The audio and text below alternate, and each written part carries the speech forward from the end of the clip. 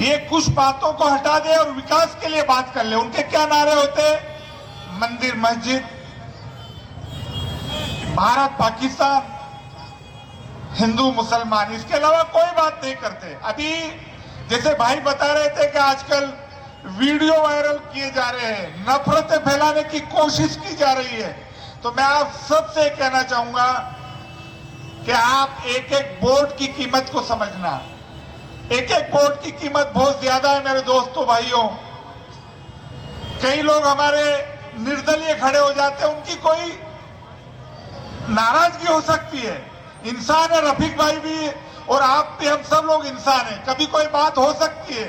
लेकिन ये जो चुनाव है, ये राजस्थान की तकदीर और तस्वीर का चुनाव है। इसके अंदर अपनी जो छोटी छोटी नाराजगी है, इन नाराजगियों को दूर करके राजस्थान में फिर से अशोक गहलोत को मुख्यमंत्री बनाना है और यहाँ से जो आपके आदर्श नगर है, इससे रफीक खान साहब को फिर से विधायक बनाना है।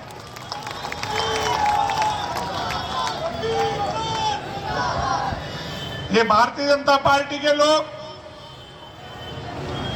उन अकलियतों के लोगों पे विश्वास नहीं करते हैं। आपको पता होगा जब देश आजाद हुआ था, जब हिंदुस्तान के मुसलमान पाकिस्तान जा रहे थे, कायदे आजम जिन्ना साहब ने कहा था कि हिंदुस्तान के मुसलमानों, ये पाकिस्तान मुल्क बन गया है, आप यहां पर आ जाओ, ये पाक मुल्क है, मुसलमानों का मुल्क है। लेकिन आपको पता होगा कि मौलाना अब्दुल कलाम आजाद साहब ने जामा मस्जिद दिल्ली की सीढ़ियों पे खड़े होकर वहां पे एक तकरीर की थी और उन्होंने रोते हुए हिंदुस्तान के मुसलमानों से कहा था कि हिंदुस्तान के मुसलमानों, ये जिन्ना के चक्कर में आके आप पाकिस्तान मत जाना। अगर आप पाकिस्तान चले जाओगे तो ये हिंदुस्तान के अंदर ख्वाजा गरीब नवाज की दरगाह है, यहाँ पे जियारत कौन करेगा? हजरत निजामुद्दीन औलिया की दिल्ली के अंदर जो दरगाह है, वहां पे फातिहा कौन पढ़ेगा? और तो और जो यहाँ पे तुम्हारे माँ बाप यहाँ पे दफन है, तुम्हारे बुजुर्ग यहाँ पे दफन है, उनकी कब्रों पे फातिहा पढ़ने कौन जाएगा? ये हमारे हिंदुस्तान की खूबसूरती है। मेरे दोस्तों, ये जो लोकसभा का 2024 का चुनाव है, इसका ये सेमीफाइनल होने जा रहा है। ये जो चुनाव है, सेमीफाइनल चुनाव है। इस सेमीफाइनल में राजस्थान के अंदर अशोक गहलोत जी को मुख्यमंत्री निश्चित तौर पे बनाना है। और वो जब बनेंगे जब आप रफीक साहब को एमएलए बना के भेजोगे। और मुझे यकीन है, ये जो जोश आपके अंदर दिख रहा है, आप हाथ ऊंचे करके ये यकीन दिलाइए कि रफीक साहब को 25 तारीख को एक एक आदमी जाकर वोट डालेगा। कांग्रेस पार्टी, अमीन पटेल। तो मेरे दोस्तों, वक्त बहुत कम है, यहाँ पे हमारे और भी नेताओं को बोलना है। मैंने मुख्तसर अल्फाजों में अपनी बात को कह दी है।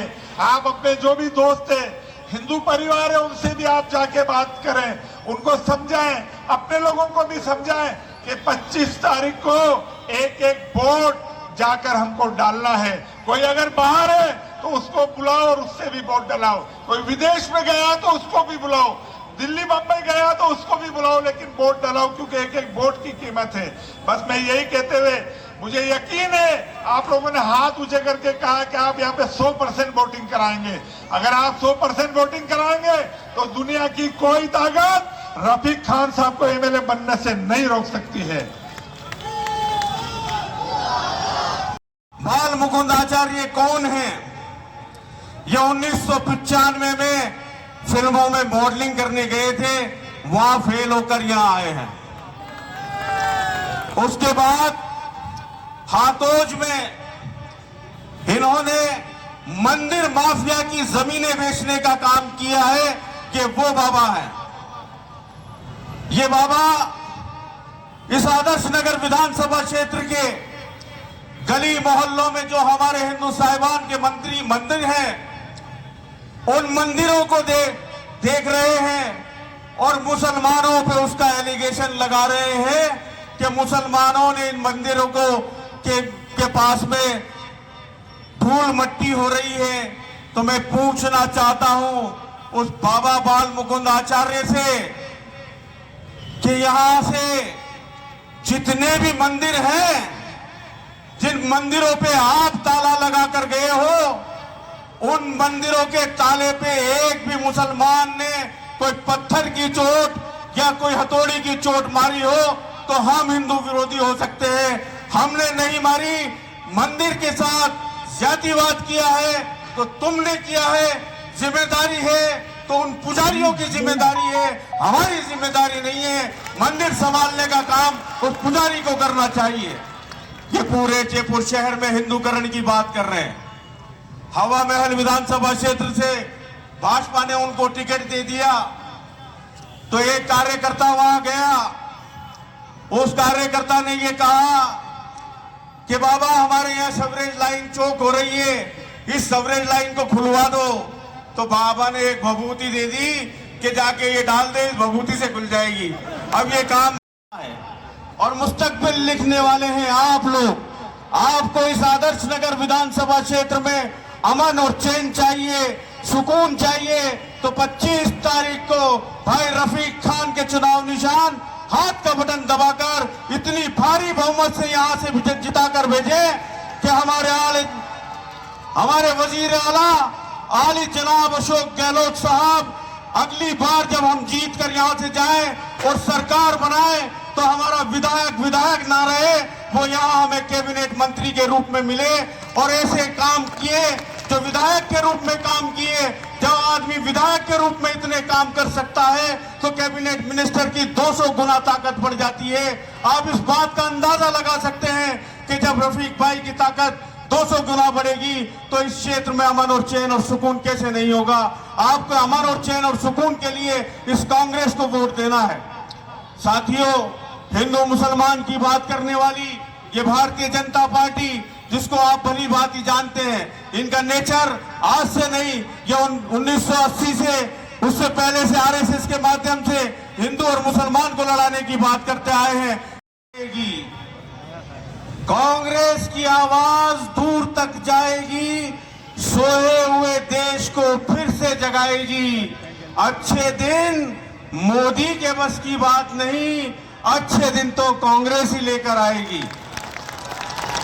आली जनाब इज्जत मां हमारे मेहमान खुसूसी अमीन पठान साहब, ब्लॉक कांग्रेस कमेटी के अध्यक्ष भाई गुलाम मुस्तफा साहब, पूर्व अध्यक्ष रेहान भाई, शफीक भाई, हमारे पार्षद शफीक भाई, अस्मा, गौरी जी, सावित्री जी और तमाम कांग्रेस के वरिष्ठ नेता और इस सभा को सुशोभित करने आए जवाहर नगर से हमारे भाई किशन मित्तल जी, हमारी बहन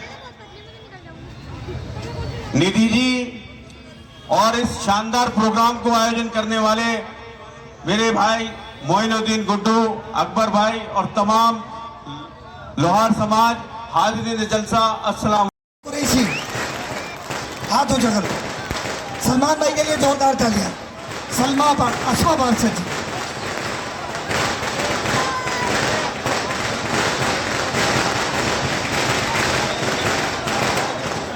अस्सलामु अलैकुम वरहमतुल्लाहि वबरकातुह।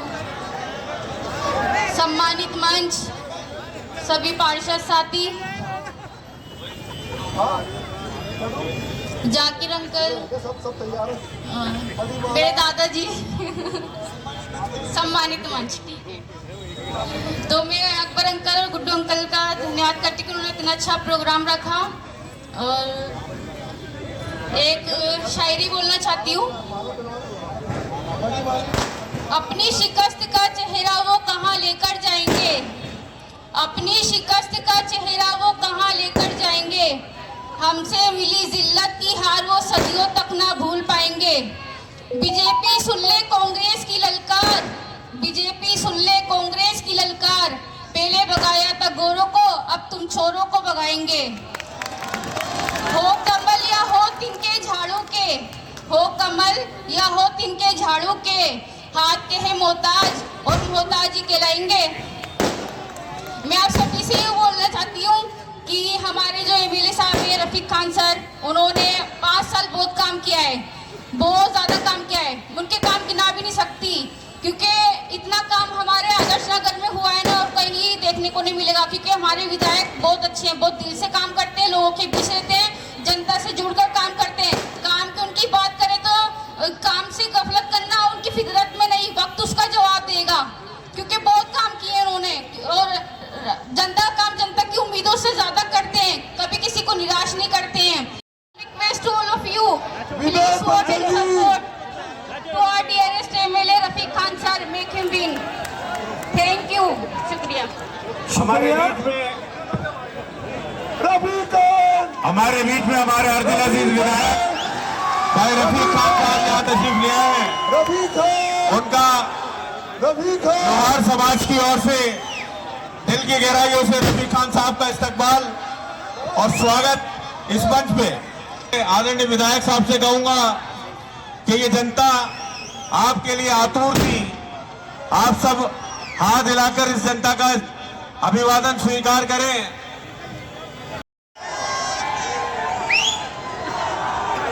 अब मैं कहूंगा काम किया दिल से, आप कहेंगे रफीक खान फिर से, काम किया दिल से, काम किया दिल से, काम किया दिल से।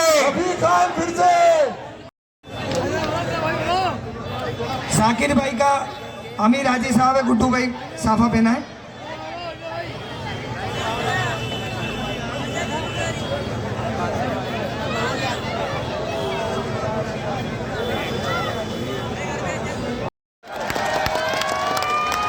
जोरदार तालियों के साथ स्वागत करें।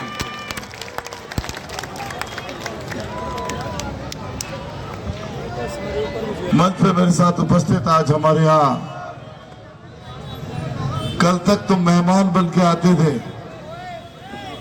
आज हमारे हम सफर बन के आए, हमारे साथी बन के आए हैं। मैं अमीन पठान साहब का दिल की गहराइयों से स्वागत करता हूं और अभिनंदन करता हूं, और मैं कहता हूं कि ये एक ऐसा फैसला किया है, बहुत से लोग गुमराह हो रहे हैं, इधर उधर जा रहे हैं, इनको देख के सबक ले लेना चाहिए। भारतीय जनता पार्टी कभी भी माइनॉरिटी का फेवर नहीं कर सकती है, किसी भी रूप में इस्तेमाल तो कर सकती है, फायदा नहीं कर सकती है। तो मैं आपका दिल की गहराइयों से बहुत अभिनंदन करता हूं, बहुत स्वागत करता हूं, और मैं ये कहता हूं कि हम दो भाई जयपुर में यहाँ एमएलए थे और एक अमीन और जुड़ गए यहाँ पर हमारे साथ में। आपने न केवल हमारा बल्कि पूरी कांग्रेस पार्टी का मनोबल बढ़ाया है। मैं आपका फिर से स्वागत करता हूं, अभिनंदन करता हूं। 100 चोट सुनार की और 1 चोट लोहार की। और पार्षद सलीम भाई हाथी वालों की लड़की है, तो हाथी का कलेजा भी साथ में है, तो इतनी बड़ी कॉम्बिनेशन हो जाए तो मैं समझता हूं कि इससे ताकतवर कोई और चीज नहीं हो सकती है। मैं आप सबका शुक्रिया अदा करता हूं और मंच पे उपस्थित तमाम साथियों का, हमारे शाकिर आजाद साहब बैठे हैं पीछे, और हमारे शाकिर भाई, वार्ड अध्यक्ष पुन्नू भाई, शाहबाज आजाद साहब, अफजल एडवोकेट साहब, रईस भाई, आकिब भाई, मित्तल साहब, किशन मित्तल जी, शफीक नेताजी, कहाँ बैठे शफीक नेताजी? वाह शफीक नेताजी बोलिए क्या? सलीम हाजी साहब, और मंच में उपस्थित तमाम साथीगण, और सबसे ज्यादा सारी मेहनत से आप इकट्ठे हुए मेरे नौजवान दोस्तों, भाइयों, बहनों, सभी को संबोधित करते हुए मैं ये कहता हूं कि आजकल जब से मैं चुनाव शुरू हुआ है तो छोटी सी मीटिंग की शुरुआत होती है और एक बड़े जलसे में तब्दील हो जाती है, और आपका जोश मैं देखता हूं, और जिस तरीके से आप चुनाव प्रचार में मेरे साथ कंधे से कंधा मिला करके बैठ जाते हो, तो मैं ये कह सकता हूं, इस हौसले से तो मैं आदर्श नगर के अमेरिका से युद्ध लड़ सकता हूं।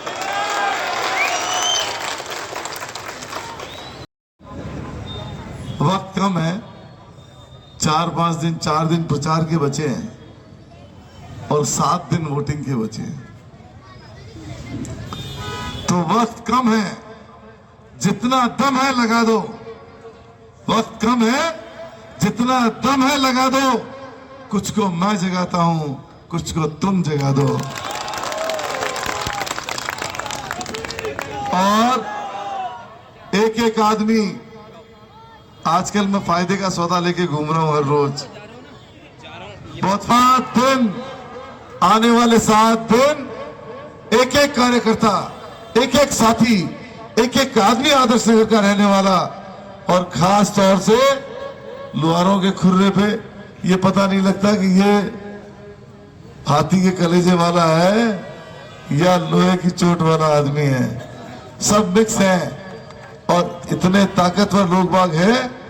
अगर आप सब ने ये ठान ली कि मेरा बूथ सबसे ज्यादा लीड लेके जाएगा, मेरे बूथ पे सबसे ज्यादा वोटिंग होगी, तो मैं दावा करता हूं जयपुर के समीकरण बिगड़ जाएंगे। आदर्श नगर की जीत पूरे जयपुर में सबसे ज्यादा जीत होगी। और आप में से शायद किसी को पता हो नहीं हो, 2018 में हम चुनाव लड़े और आप सबने जबरदस्त वोट दिया। और न केवल वोट दिया, बल्कि मैं शुक्रिया अदा करता हूं उन माताओं का, उन बहनों का, जिन्होंने न खाना खाया और न बनाया, 3-3, 4-4 घंटे लाइन में लगी रही। 8-9 बजे तक पोलिंग हुई और मुझे वोट मिला। आंकड़ा तो इन्होंने बता दिया, 12,500 से चुनाव जीते। लेकिन एक बात नहीं बताई, जयपुर लोकसभा के जितने भी उम्मीदवार थे उन सब में सबसे ज्यादा वोट आदर्श नगर में मिले। हवा महल से ज्यादा मिले, किशनपुर से ज्यादा मिले, सिविल लाइन से ज्यादा मिले, सांगानेर से ज्यादा मिले, मालवीय नगर से ज्यादा मिले, बगरू से ज्यादा मिले। मैं आप सबका दिल की गहराइयों से शुक्रिया अदा करता हूं। मेरे को वोट ज्यादा मिले, बात यही खत्म नहीं हुई। 5 महीने बाद लोकसभा इलेक्शन हुए। पूरे राजस्थान की हर विधानसभा में हम हारे, हर विधानसभा में हारे। जयपुर जिले की 19 विधानसभाओं में हारे, लेकिन आदर्श नगर विधानसभा में हमने लोकसभा में भी जीत दर्ज की। जब पूरा राजस्थान हारे, पूरा हिंदुस्तान हारे, तब आदर्श नगर विधानसभा में आप लोगों के जज्बे ने जीत दिलाई और हम तब भी लीड लेकर के पहुंचे थे। जब मोदी लहर थी, जनता ये सोच रही थी कि अब तो सुपड़ा साफ हो गया कांग्रेस का, लेकिन आदर्श नगर तब भी लीड लेके बैठा था। तो मैं ये कह सकता हूं कि ये जोश, अभी अमीन भाई से बात कर रहा था, अमीन भाई बोले माशाल्लाह जोश तो बहुत है आपके लोगों में, लेकिन इनको बोलो 25 तक बरकरार रखना। तो क्या जवाब दूं इनको, तो बताओ। 25 तारीख तक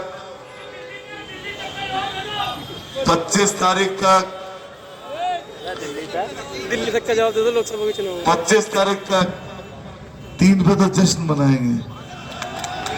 25 तारीख तक एक एक आदमी रफीक खान बन जाए, एक एक आदमी मुख्यमंत्री अशोक गहलोत बन जाए।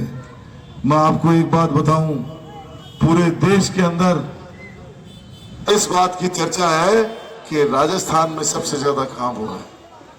पूरा देश राजस्थान की तरफ देख रहा है। राजस्थान का नतीजा न केवल राजस्थान का भविष्य बदलेगा, पूरे हिंदुस्तान की राजनीति बदलेगा। लोगों की नजर है, लोग ये देख रहे हैं कि राजस्थान में तो एक रिवाज है, एक बार बीजेपी और एक बार कांग्रेस। लेकिन मैं ये दावे के साथ कह रहा हूं अमीन भाई, ये रिवाज भी बदलेंगे और इतिहास भी बदलेंगे और एक बार फिर से राजस्थान में कांग्रेस की सरकार बनाएंगे। पूरे देश की नजरें हैं कि काम को वोट मिलता है कि नहीं मिलता है। राजस्थान में पूरे हिंदुस्तान के अंदर सबसे ज्यादा काम हुआ है। जब हम राजस्थान के कामों को लेके कर्नाटक में जाते हैं और कहते हैं कि हम राजस्थान की तर्ज पे काम करेंगे, तो कर्नाटक में जनता हमें वोट देती है, हम कर्नाटक में सरकार बना लेते हैं। अरे राजस्थान तो वो धरती है जहां काम किया है, जहां स्कीमें लागू हुई है, जहां सोशल वेलफेयर की स्कीम लागू हुई है, पेंशन की स्कीम लागू हुई है, चिरंजीवी योजना जैसी स्कीम लागू हुई है, महात्मा गांधी स्कूल जैसी योजना लागू हुई है। कह रहे हैं जाकिर भाई, मुख्यमंत्री कह रहे हैं 156 सीटें लेके आएंगे। 156 का फिगर कहां से आया? पत्रकार ने मुख्यमंत्री जी से पूछा 156 का फिगर कहां से दे रहे हो? तो मुख्यमंत्री जी ने कहा कि वो 56 इंच वाला भूल गया 56 इंच की बात, तो एक आगे लगा दिया और ये कह रहा हूं कि 156 सीटें लाएंगे, लेकिन उसको भी याद दिलाएंगे बार बार के तू 56 इंच के सीने की बात करता था। हम तेरे ही 56 के साथ में 156 सीटें लेके राजस्थान में कांग्रेस की सरकार बनाएंगे।